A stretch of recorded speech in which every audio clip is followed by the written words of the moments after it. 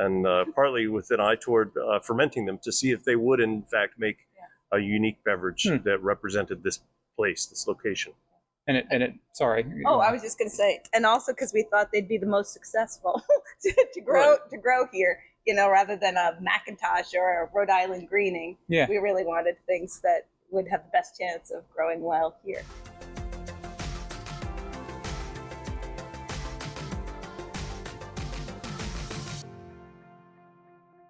Good morning, everybody, and welcome to our inaugural episode of Sipping Success Small Business Spotlight, presented by Blue Suede Brews Coffee. I'm your host, Evan Presley, and today I'm excited to be sitting down with Anne-Marie and David with James Creek Cider House, located in Cameron, North Carolina, to talk about their entrepreneurial journey and sip some good coffee along the way.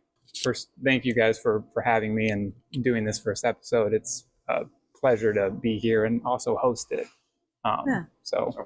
Yeah, thank you, Evan. It's been fun to have you out at our farmers market and fun to be sipping coffee with you this morning. And what a crazy chance that was too. I had my friend, an old coworker, that brought you guys up. So that was this never would have happened if he did not do that. So I got to make sure I thank him as well. First off, for the viewers, what we're going to be doing for this podcast, since it is our first podcast, is just talking about other small businesses in the area.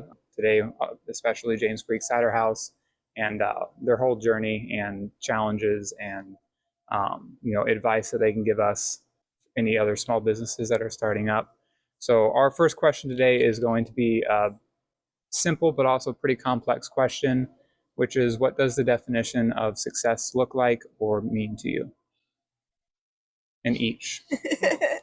I'll let you go first. All right. You're holding the mic. All right. Starting with the easy stuff first, I see. Yeah. Well, for us, this has just been something that we wanted to do together. Mm-hmm. We were really looking forward to starting like a family business farming venture that we would enjoy together, and that we thought other folks would enjoy and would bring people together. And that's exactly what we've been able to do with the orchards and the cidery. I always enjoy being part of people's celebrations, which is usually how cider is enjoyed. So that's really cool to me. As far as success, I think there are a lot of different axes that you could measure success on. Absolutely. And one of them is obviously financial. It has to be sustainable. It can't be, nobody is independently wealthy enough, I think, to start a small business and then just pump money into it year over year over year. So sustainability is a good measure of success. But also there are measures that involve sort of our participation in our community, and in the cider house aspect, success also, I think, must mean that our customers are happy and pleased and comfortable here, that they find it a welcoming and an inclusive environment, and a vehicle through which we can sort of showcase our farm, and not just our farm, but the other local farms in the area who help us out, because I think we're stronger when we're all working together. Yeah, absolutely. So the opportunity to showcase other fruits, and then at the farmers markets, other wares that are completely local, is a lot of fun. And I think that could be a measure of success as well, that I know we're striving for. Mm-hmm. I mean, absolutely right. I mean, even the part with the local vendors and the farmers market, I mean, I've told Anne-Marie before, it's my favorite market to go to, even though it is a little slower than my others. It's the one that I'm able to relax at and just have a good time the entire time. Like, that's great. The place, the environment, it's just such a calming. No one's looking down at their phones. They're all just in the moment with their kids, their dogs, and it's fantastic every time we get to come out here. So with that,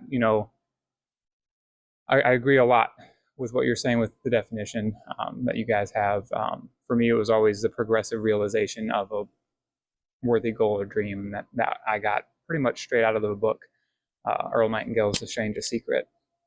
It took me like 300 listens before I understood it really, but it was once it clicked, and it was just constantly working towards something you're already a success, and it's getting out of your own way. Right. And as well as the financial part of things as well. It's got to be sustainable. Yeah. So that's awesome. That's a great answer. Going to our next question, and the origin story really behind James Creek Cider House and you, Anne Marie and David. It seems like it was a venture to get closer to nature. So could you tell us more about that initial decision to plant those 60 heirloom trees back in 2009? Do you want me to start, or do you want to start? Well, I was just only going to add that before we moved here to North Carolina, which we did in 2002, we had lived in San Antonio and kind of in downtown San Antonio. So moving out to the farm was just a really changing event for us. And we did just absolutely want to live more in connection with nature and the land, wake up with the sun. And so this was kind of another step on that journey. Yeah, I think that's correct. And yes, the apple orchard sort of grew out of that. We've really fallen in love with this location and this place, some of the unique ecology that's present in the woodlands here, especially the longleaf pine habitat. This is an easy place to fall in love with. And then the question became one of, hey, what could we do that would help sort of foster a connection to the seasonal changes and to nature. And we loved fermentation science. We loved fermenting things.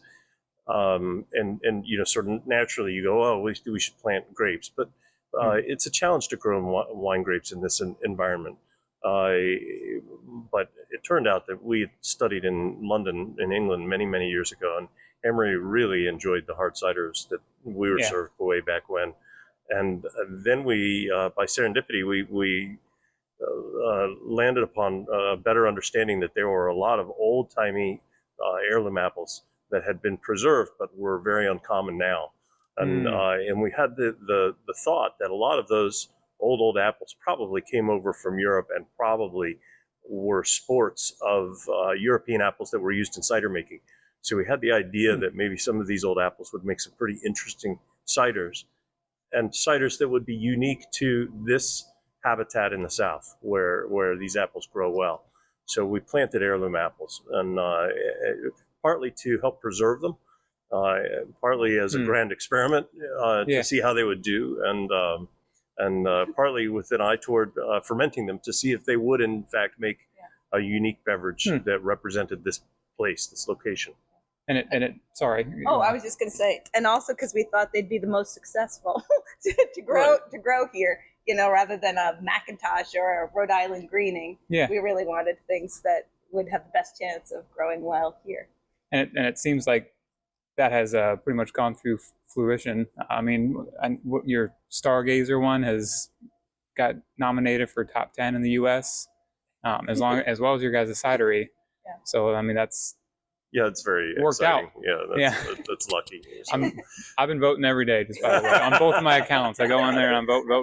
That's great. So, and I did share it as well because it is something. Like I said, I'm so happy that I get to come here every Sunday or every other Sunday, really. Oh, that's nice. Because it's just a great environment, and you guys absolutely deserve it. So. Well, I appreciate that. Yeah, absolutely. And you hit the nail on the head with I was going to talk about you guys studying in London. So that had to have been where you found your love for cider. Is that what you were saying?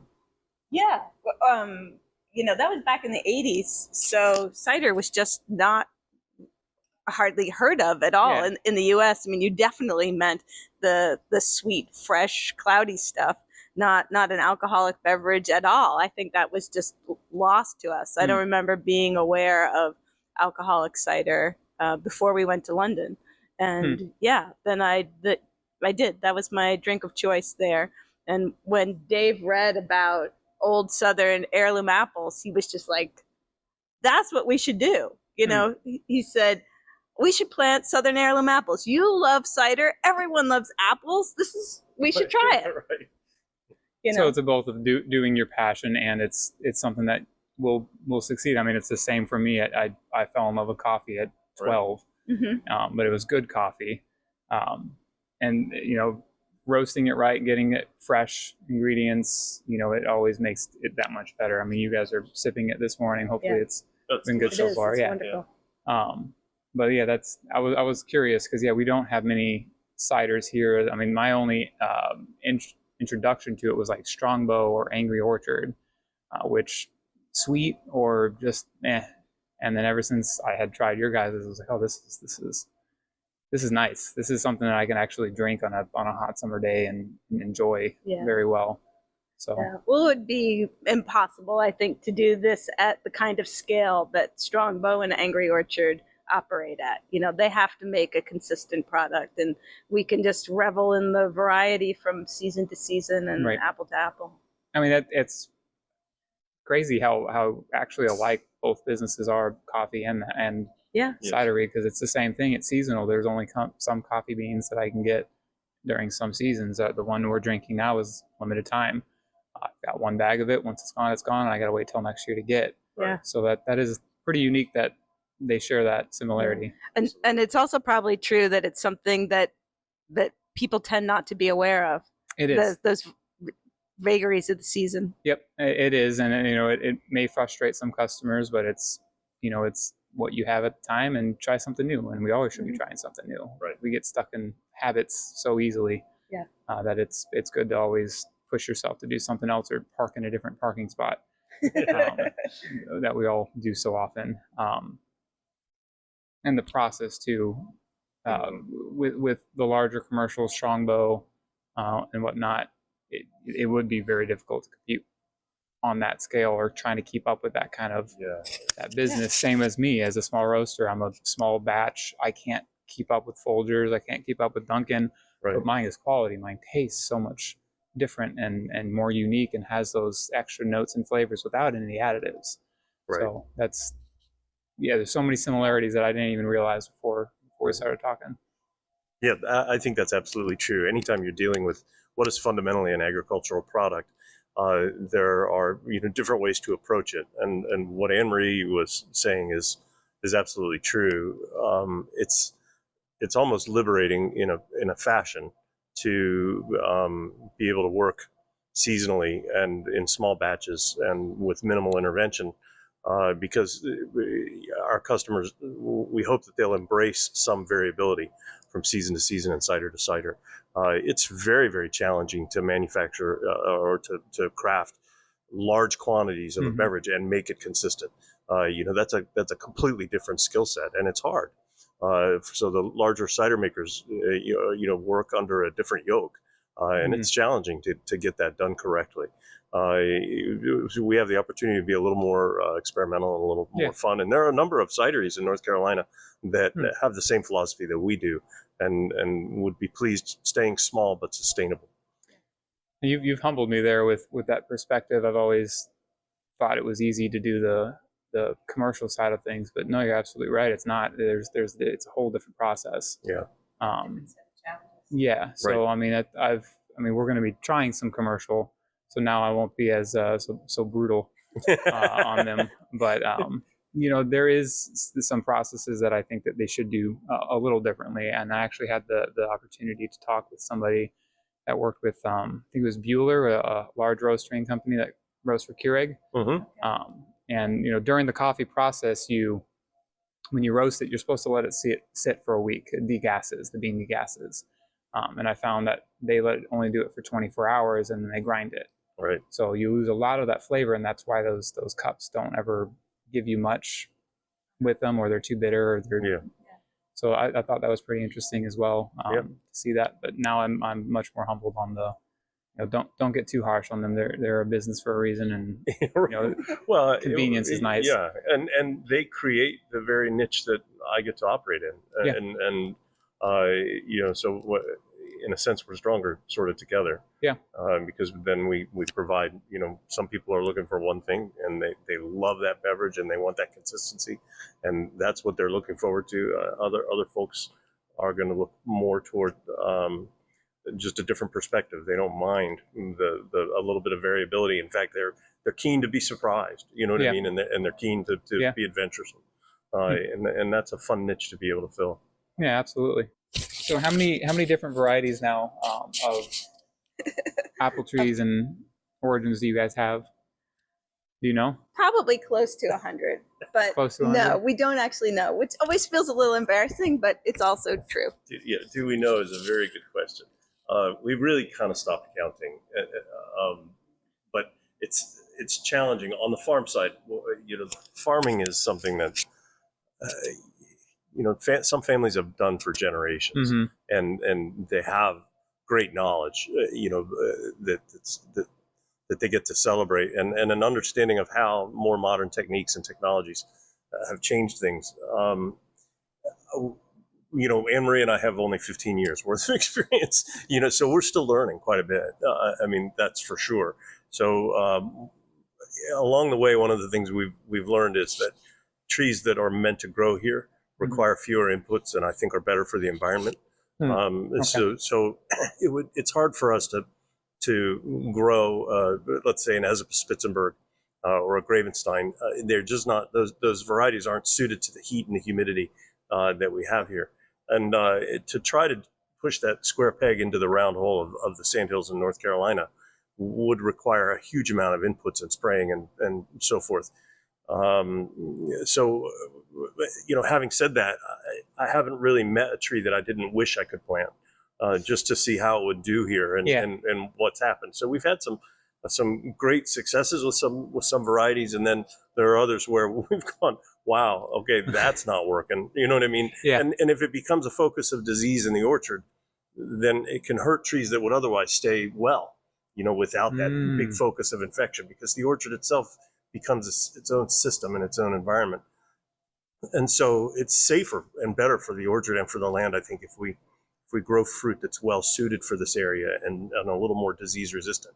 Some modern varieties are disease resistant, but many of the older heirlooms have been growing here for hundreds of years. They've already proven that they're pretty disease resistant. So that's kind of fun. And as we see climate change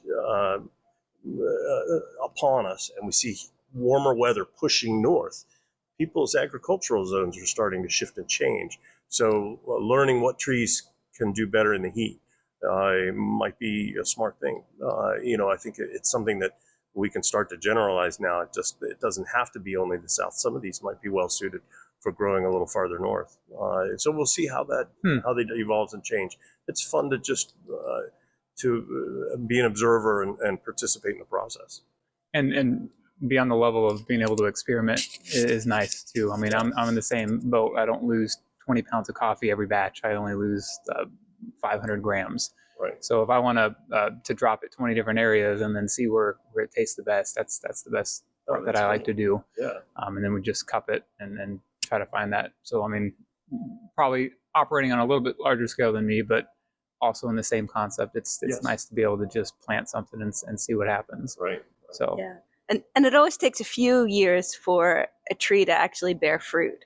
So that's part of, we track what has fruit on it pretty closely. Gotcha. And it's probably somewhere between 90 and 110 varieties, I'd say. Yes. Jeez. Many are southern heirlooms, but many are from Europe, from England or France or Spain. And we're testing out how they'll do in this environment. Some of them have done surprisingly well. Others, not so much. Yeah. So, we've learned a few hard lessons. That's for sure. And sometimes there might just be 2 or 4 of a particular variety that we are literally just testing to see how does it do. Yeah, that's neat. I like that. And you're always, I mean, it changes things too. You're not always just sticking with the same, like I said before, habit and not breaking away and doing something new. Right. So that's always good. And we need that to, from what I've learned so far in life, to constantly keep evolving and not, I don't know how to say it, but becoming stuck in ways that don't need to be stuck in. Right. If that makes sense. And in the farming community, there's a real concern that with big plantings of just one type of thing, a real monoculture, that we might be at risk of losing a lot of the diversity that there is in the world. And so that's another really good reason to plant old varieties and to plant a bunch of different things. So going on really to the next topic, we're gonna take a break. Okay. And that's going to be a small segment called Spot the Store-Bought. So we're going to be trying a couple different coffees. One is from the cheap variety on Store-Bought, which is Dunkin' Donuts. I think it was at 66 cents an ounce. Kicking Horse Coffee, which some of you guys might not know of. I don't know that one. It's actually what me and my wife were drinking before I started roasting, Okay. and we thought was better than all the rest on the shelves. And that was at $1.39 an ounce. Okay. And then my coffee, which was actually at $1.36, or no, $1.33 an ounce, so 6 cents less. Okay. And we'll see what you guys think. It'll be a mystery to you guys. I'll know what each one is, so I'm not going to keep it a mystery, but I will sip with you guys. Excellent. And I'll wait to hear you guys' reactions on all of those first, and we'll see what you think. Yeah, All right, this sounds like fun. All right. So we're going to be starting our right to left. Like I said, this is not going to be a mystery to me. I know each one of these, but I'm going to let you guys say what you're saying first on all three, and then I'll give my thoughts as well. So we'll pass these over. This will be our first one. There you go, Dave. Thank you. This one is I'm not going to tell you. Well, that is really very smooth, and the bitterness is all early. I think the finish is kind of, I don't know, lighter and smoother would be how I would describe it. No, you're pretty good on aromas. What do you? And you're doing the sipping thing too, which works with coffee as well. I don't know if you know about that. I don't. This is the first time I've ever sort of applied sensory analysis to coffee. Yeah. But we do it all the time with wines and ciders, and in fact, often enough you can tell quite a bit about an ongoing fermentation just by the aromas, and without having to taste it.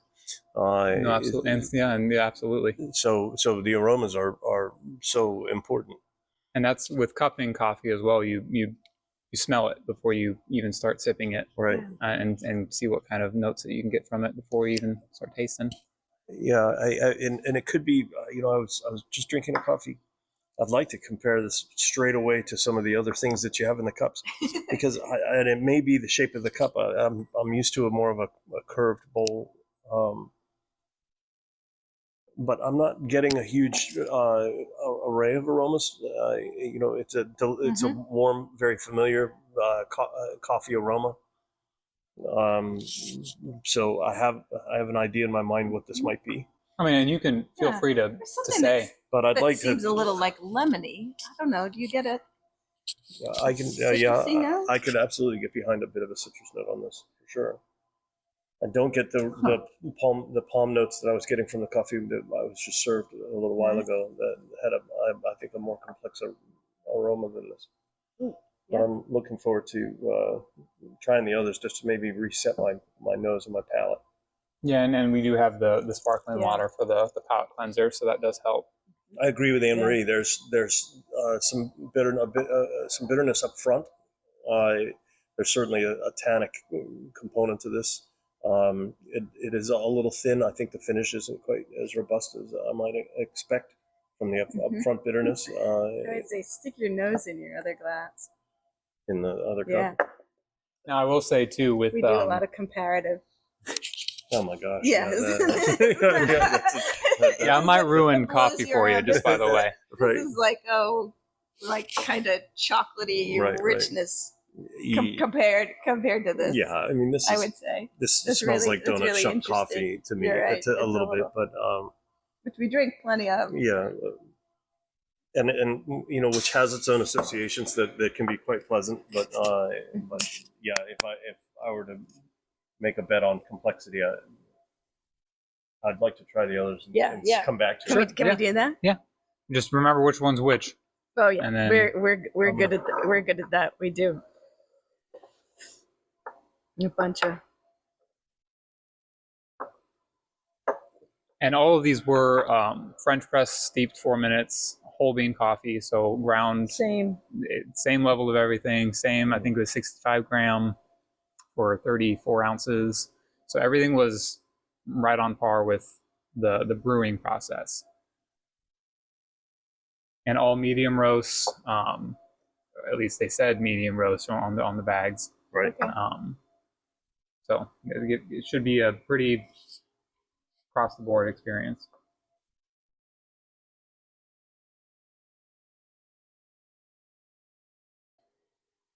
So, what do you think? I haven't tasted it yet, but Oh, okay. that's yummy. Now, what do you get in the mid palate there? Where's the other one? I feel like I was more aware of the beginning and the finish. So, my vocabulary and lexicon for sampling coffee isn't as well developed as it is for cider or for wine.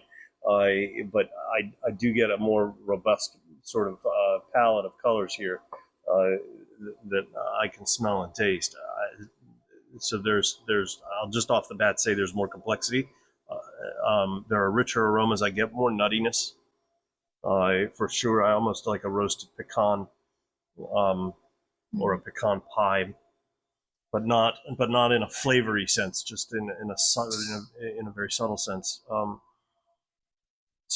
When I do cupping, I got to bring it here, and then I'm just going to have you talk every time I do a new bean, because then I can get the roasting notes a lot better. Yeah.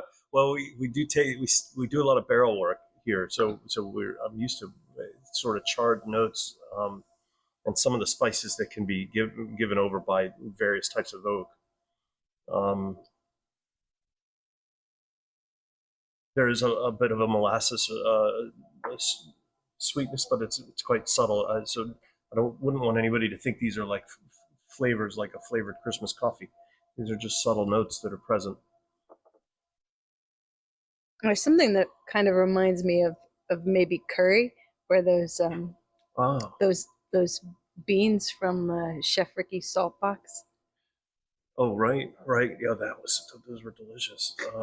Yeah, we just had the opportunity to taste some new recipes from a chef who was working with Chef Ricky more up at Saltbox restaurant in Durham, and he was working with some curried flavors in some of his recipes. Yeah. And there is a note, almost a floral, spicy note, like a coriander or a curried savory, note. savory, Savory, right? Compared to the first. Let's go back. Are you asking for preference, or are you No, asking? I guess so. My sense is that this is a more complex coffee. That it's simply a more complex beverage. Well, let's try the third. All right. I can do that. My palate cleanser.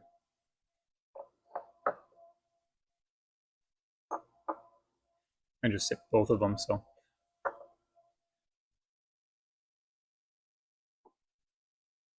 Whole different rainbow in this. Anne-Marie, what do you think? Oh yeah, and you haven't sipped it. I haven't sipped it yet. I definitely like if you roasted grains like for brewing. I'm getting some roasted grain. It's not as dark as a black patent malt, but it's like a roasted barley. I don't know. I know it's raining today, but does it feel like you're like outside in the rain? It's almost smoky to me. Yeah. That's I agree. A Rausch beer. Could you get aromas like this from a Rausch beer? I think you could. Yeah, I'm so spoiled with being able to drink what I get a roast now every day that right. It's just so different for me for tasting these store-bought now, and because I didn't practice this beforehand. That's why I wanted an honest opinion of each one, and what you guys think each one is. No, it's harder than I would think. I was going to say that I thought I liked the middle one the best. Yeah, we do drink a range of coffee. Yeah, we do. I will absolutely go to the grocery store and pick something new. Or what's on sale. I'm a bit of a bargain rather than a bougie coffee shopper. And we have sort of an ordinary coffee machine, and our daughters are into coffee. Yeah. So often if we're getting special coffee, it's sometimes for them. And our younger daughter is a big fan of, how would you say, strong, light roasted coffee. Okay. That is A her, lighter that is her, roast, but a stronger her thing. And concentration. she laughs because she often knows my coffee preference. You know, we'll go, if we're out somewhere, I'll say, would you order what you know I like? And she'll do that. Like, we don't go out to, you know, coffee shops. We're very much home coffee drinkers. But sometimes we'll have special stuff for Sunday. But anyway, when I said that one morning, I was like, yes, I know you like strong, light roasted coffee. Yeah, She was Which is like, almost like a light espresso. Hey. Right. Hey, I do. Yes, she Yes. drinks plenty Yep. of Espresso. espresso. These are all three very nicely brewed. I feel like that there's a bit of an upfront bitterness on coffee number one that and flavor and aroma palette that to me made me think that this was a store-bought coffee that I could be familiar with, a donut shop coffee maybe. Yeah. It's the lemoniness still on that. Yeah, I do too. I think to me, coffee number two has a more complex aroma and flavor. It doesn't have the upfront bitterness. It has a more pleasant finish as well. It lingers. It's a sort of a broader complement of flavors. And number three is also quite pleasant. It also, I think, lacks the upfront bitterness, but it certainly has a lovely mouthfeel. A citrus component. Henry, what do you think? I might have suggested that this would be coffee number two or three are going to be one of yours. I would think. Okay. That would be my guess. And the options too. You got Dunkin' Donuts at the entry level cheap bargain bin pipeline. Right. The high end store-bought is Kicking Horse. It's called Lucky Jim. Okay. And no really notes to it. They just say it's like a rich, smooth. Right. Something that's really all they had for it. I'm going to guess that's number three, the coffee three. But how am I doing? I mean, for Lucky Jim on number three, yeah, you nailed it. Okay. And then number one, you were thinking. I thought that was the donut shop. Donut shop. Yeah. And then my option is the Heartbreak Harmony. Okay. Yeah, and you're saying that's number two. What would be your favorite? I'm getting more and more aromas kind of coming out of number one. What about you, Anne-Marie? Yeah, well, there's part of me where I'm just trying to think like, what would I like to sit down with a full cup of? But I think it's tricky because I drink a whole range of coffees.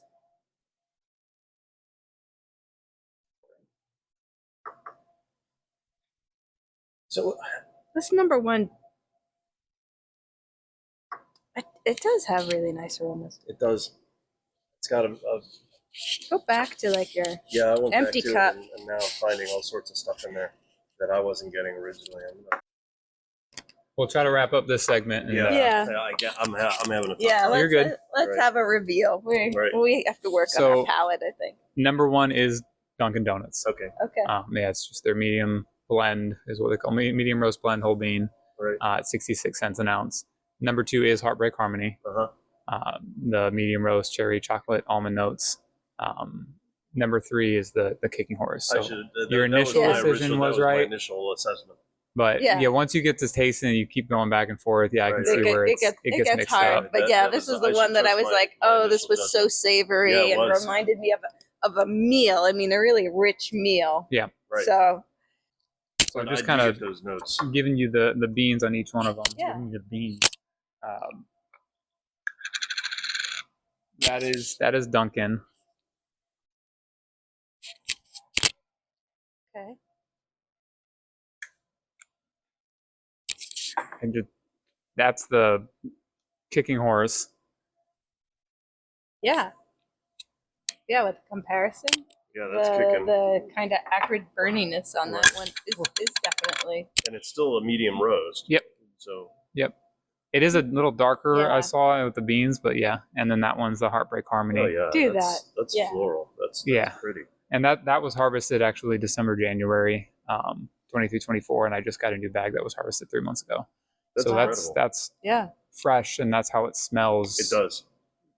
I absolutely agree.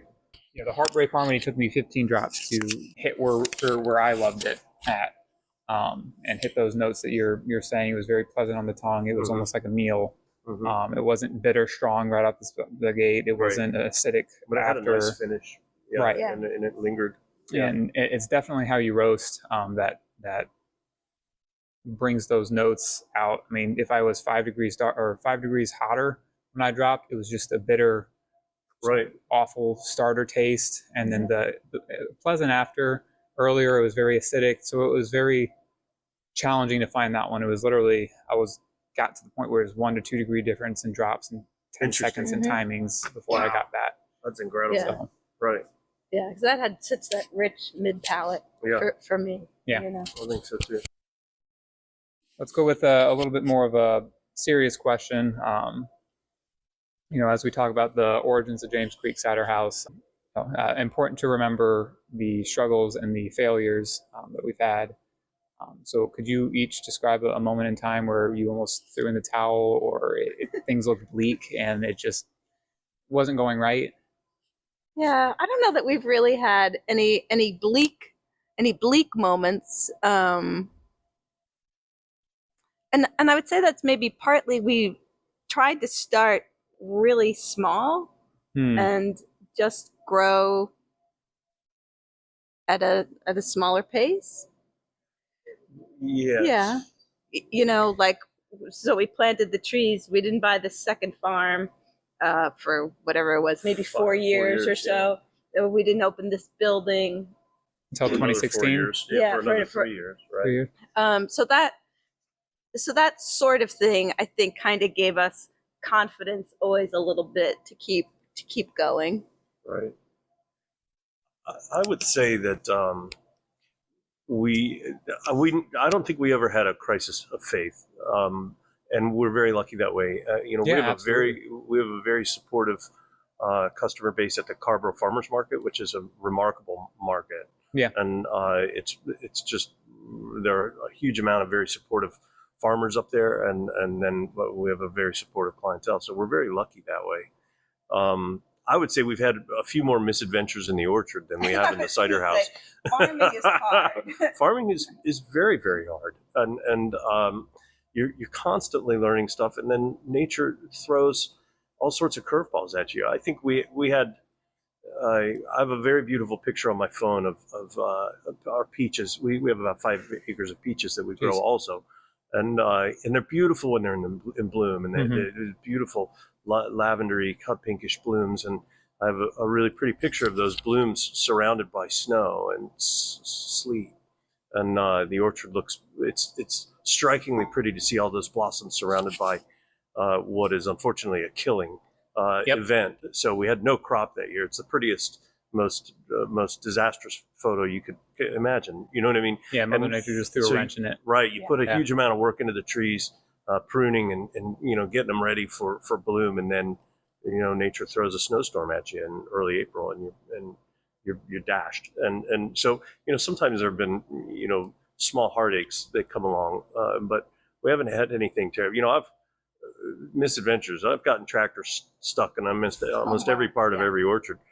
at some time or another, as you're starting to learn more about the vagaries of your land after 8 inches of rain or something. You know what I mean? And of course, equipment breaks down, and that's always, a heartache as well, because it's an unanticipated expense, that you're kind of not thinking about. But we've also had some I think some really neat moments that keep you coming back. We have an incredibly nice crop this year. And if we can get it off the trees successfully and we don't have any big storms or anything, it will be a good year for the orchards after we had a rough year last year. And it's meaningful to us because we have 2 different cider labels. The Stargazer cider brand is made with some of our apples, but we source apples mostly from North Carolina and some from Virginia for that label, depending on what we're making. But the James Creek Cider House line is an estate grown and a line of ciders. So if we don't have a crop of apples, we simply don't make those ciders that year. And so and that's a little bit of a bummer when you don't have something that you really like to make, and you know you're not having. That's happened a few times. Or we make sometimes we'll combine fruits and we'll make a one-off cider and we call it a whippoorwill, because we have tons of whippoorwills around the orchards, and we can whippoorwills serenade us in the springtime in the evenings and at nighttime. So, but no, a true crisis of faith. I can't think of one. Misadventures, plenty. Yeah, for a minute there, I almost thought you were going to say what a great team of people we have working with us, Absolutely. and how special that is. Yeah, really. Yeah. You know, here in the cider house, our tasting room staff and event staff, they are awesome, and in the back, people helping us to care for the ciders and bottle and pick fruit and prune and Right. and that's a real big endeavor, and that's a real joy for us. good. I mean, yeah, it's been a while since I've been to a place and know the names of everybody, so that's refreshing again that it's that friendly of an environment. Yeah. And it's always nice to come here, like I've said now countless times. So back to more of a happy note. How has your guys' vision of James Creek Cider House evolved over the years since you've begun? Yeah. Well, in a lot of ways, except that I think that there's more of it than we expected. But the other reason that there's two lines of cider is because in the beginning, what we wanted to do was grow Southern heirloom apples and make cider from that. Okay. And we had noticed a bunch of other cideries growing quickly and getting away from that. So we created the Stargazer line so that we could be true to our initial vision of just making cider from what we grow.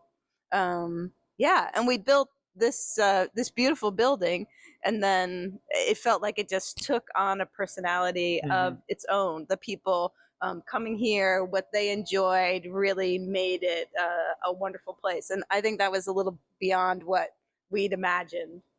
It's very funny. You start out with something and you or your friends and your family try it, and folks are like, yeah, that's really good. But when other people that you don't know enjoy it, that's a really fun thing, and that's a special moment for us, I think.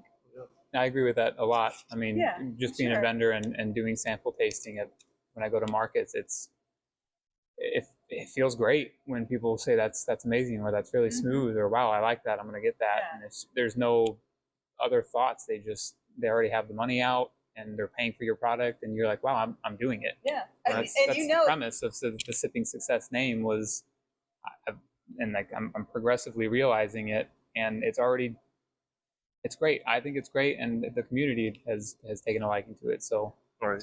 We have longtime cider house customers, big cider fans who came out last Sunday and said, oh yeah, we came because the coffee guy's here today. And we really wanted to get coffee. So and they brought their bag back to refill and everything. So that was wonderful. Yeah, it really was. That's a good testament. Yep, it is. I think when you get that, I think you get a feeling you're on the right track. Right. Yeah, so, partnerships and the synergies. That's really fun. Take that. Do you want to add something?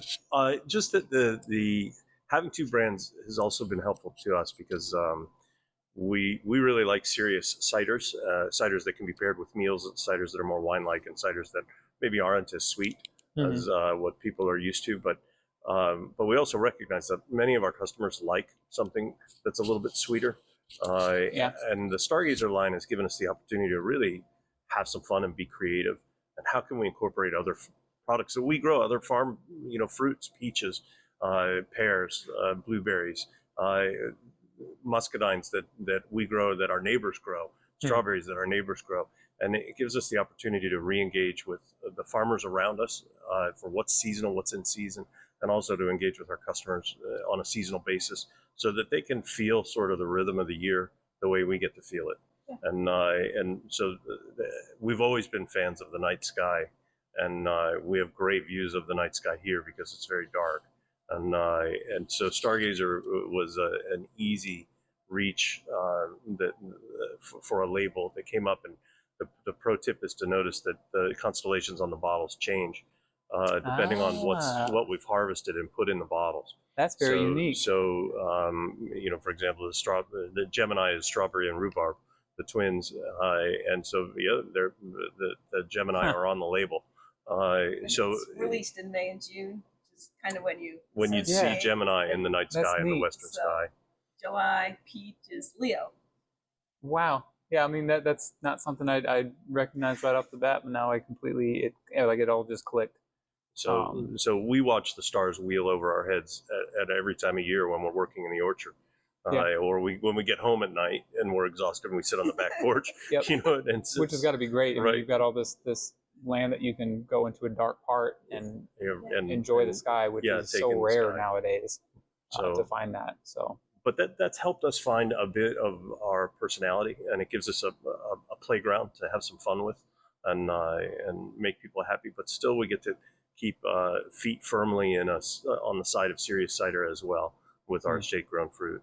Did you guys want to discuss the the nominations here recently on those awards that were just brought up? Yeah, the USA Today. So yeah, we were really surprised a couple of weeks ago to get an email from USA Today letting us know that we had been nominated for their 10 best reader choice. So they've got about 20 cideries and 20 ciders, and out of that, people are going to vote and pick the 10 best. And they started with those with some I guess in consultation with some industry folks, and I don't know. We have won some nice awards in the past 2 years, and so I think that that helped. But yeah, a big surprise to us. We're only just distributed right here in an hour's drive from the cider house. So it must be nice to just get nominated for something without going for it, not without having that part in mind. It feels like you're working. Your work is going.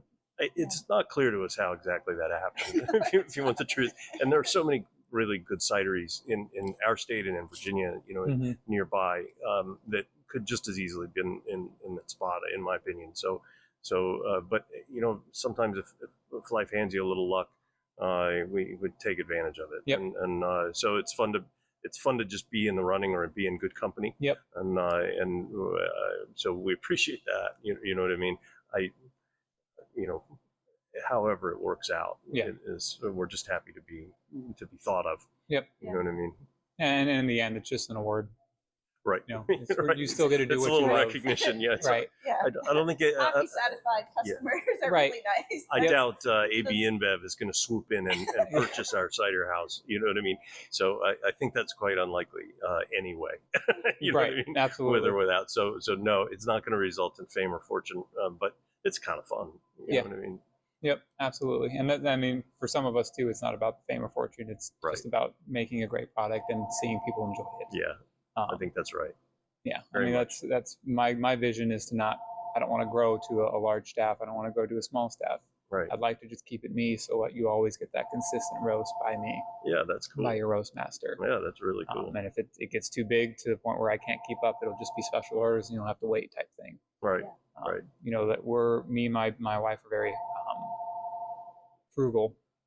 So we don't need much to live on. So it was another goal of ours. The more that we end up selling month and month, we're going to try to keep reducing those prices so people can get great coffee at a lower cost. Oh, that's very good. Because we don't need millions to live on. We just, we could be fine on. I'd be happy with 2 or 3 million. Yeah, right. 2 or 3 million. That's all I need. Exactly. But thank you guys for again having us do a podcast here and talk with you guys and your origins and everything. At this point, if you had any other things to discuss, or the floor is yours if you want to talk about where everybody can find you at, social medias, location, and what events you have going on. Yeah, on Instagram and on Facebook, we're James Creek Cider House. We post our events. Our farmers markets are the first and third Sunday of every month. The first one usually is a larger event featuring a special fruit or a special cider. We also do stargazing nights, and we're working on a date for the fall.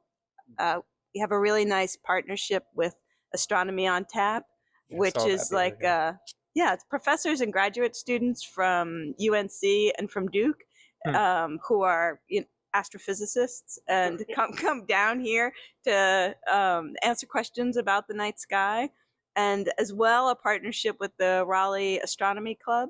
And those folks bring some fabulous telescopes down here and set them up. They know this is the right spot. It's really cool. Yeah. And then you can look and they'll answer questions and bring things into focus, and it's pretty cool. Yeah. And so we like sharing that too. And those are fun things. Anything else to add, David? Only that I feel like we're very, very lucky. In many ways, we're standing on the shoulders of giants, because there have been so many people who've come before us, either to preserve the apples like Lee Calhoun, or in making the early ciders in our country and establishing cider as a craft beverage in our country. Mm-hmm. There are a lot of cider makers that we look up to, and it's nice to have had them come before us, because that's exactly what created the space for us to work in. So we're really lucky in that regard, and we're surrounded by a bunch of really nice people. Our neighbors are super. And we work with great apple growers too. Right. Yeah. And the ag extension. I can't tell you how much we've learned from those folks, and they are so kind, and really genuinely interested in helping you succeed. We've gotten a lot of help from so many different sources. So I really hesitate to characterize this as something that we've been able to do all by our lonesome, mm-hmm. because that's just not accurate. You know what I mean? We're very lucky. I mean, it's funny you say that. I mean, we're almost done with our second year living here. I'm originally from Illinois, wife's from Virginia. Yeah. And I've never felt more at home in a place, and with the help as well. I've never seen a community that cares so much about their other small businesses, and not worrying about competition. What I think about competition is it's only there if you make it. Right. It's all about creating something. Right. And if you do that, you should do well. Yeah. But I've never felt more at home in this community than I have. I've never met the mayor more than once in my life, and Sanford, I've met her probably now 5 times. So it's just weird how involved it seems that this state is in North Carolina, and I mean, it's got to be why so many people are moving here. How much they help with small businesses is a big part of it. So yeah, I agree. Hey, we appreciate the opportunity to sit down and talk with you and sip some coffee. So that was really kind. Yeah. Looks like some people are starting to show up. So thank you everybody for watching, and we will be doing this podcast hopefully bi-weekly, and we've got some future episodes coming up here very soon with some other artists and local businesses in Sanford.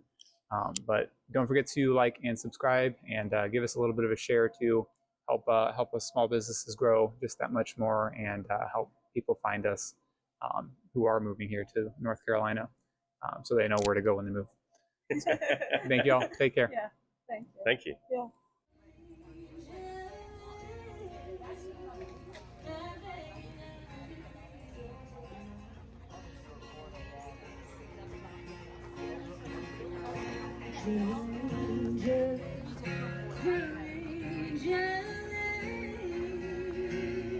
Please don't take him just